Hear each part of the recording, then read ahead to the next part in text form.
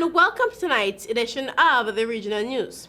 We start off with some news in the aviation sector, where Prime Minister of Barbados, Mia Amor Motley, on Friday announced that the shareholder governments are forging ahead with the decision to liquidate the cash-strapped LIAT while welcoming 6 private airlines to take its place.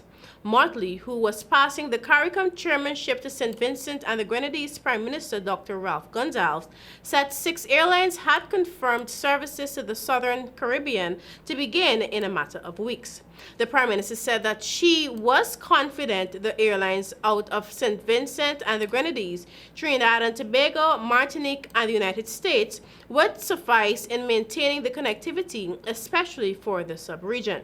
The carriers named are CVG Air, One Caribbean, Caribbean Airlines, Inter-Caribbean, Silver Airlines, and Air Antilles.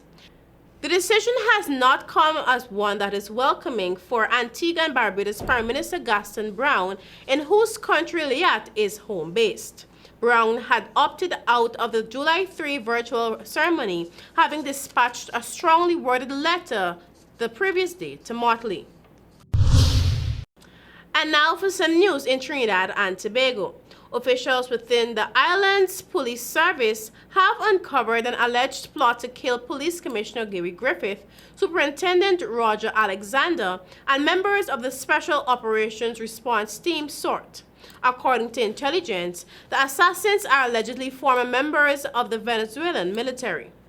The information, which was contained in a confidential document titled Alert Plot to Kill TTPS Officers, was forwarded to senior security officials with the recommendation that, and I quote, a duty of care should be performed on the Commissioner of Police Gary Griffith, Superintendent of Police Roger Alexander, and senior and junior police officers attached to the Special Operations Response Team, SORT, end of quote.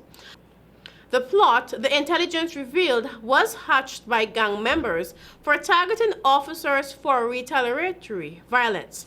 It was revealed that leaders of criminal gangs in Trinidad and Tobago have allegedly contracted Venezuelan hitmen to assassinate the officers.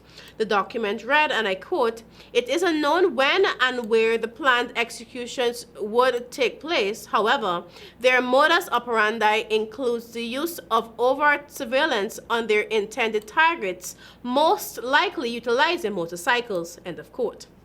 SORT intelligence analysis advised that the intended targets should be informed of this pending threat against their lives. They further advised that the Commissioner of Police, the Superintendent, and SORT officers, along with their family members, exercise extreme situational awareness when carrying out their day-to-day activities, end of quote. This is not the first time that Griffith's life has been threatened. And finally, in neighboring Brazil, Brazil's President Jair Bolsonaro has tested positive for coronavirus. He took the test, his 4th, on Monday after developing symptoms including a high temperature. Mr. Bolsonaro has repeatedly played down the risks posed by the virus, calling it a little flu, and saying that he would not be seriously affected by it. He has also urged regional governors to ease lockdowns, which he says hurt the economy, and on Monday he watered down regulations on wearing face masks.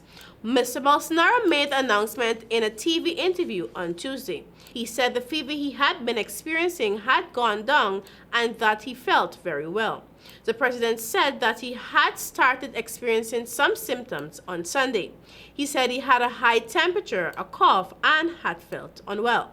He added that on Monday he had felt worse, which prompted him to take the coronavirus test. Mr. Bolsonaro is in a higher risk group because of his age, 65. Back in April, the president said even if he were to be infected with the virus, he would, quote, not have to worry as I wouldn't feel anything. At most, it would be like a little flu or a little cold, end of quote.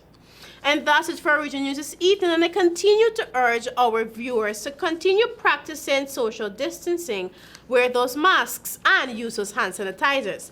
Back to you, Wendell.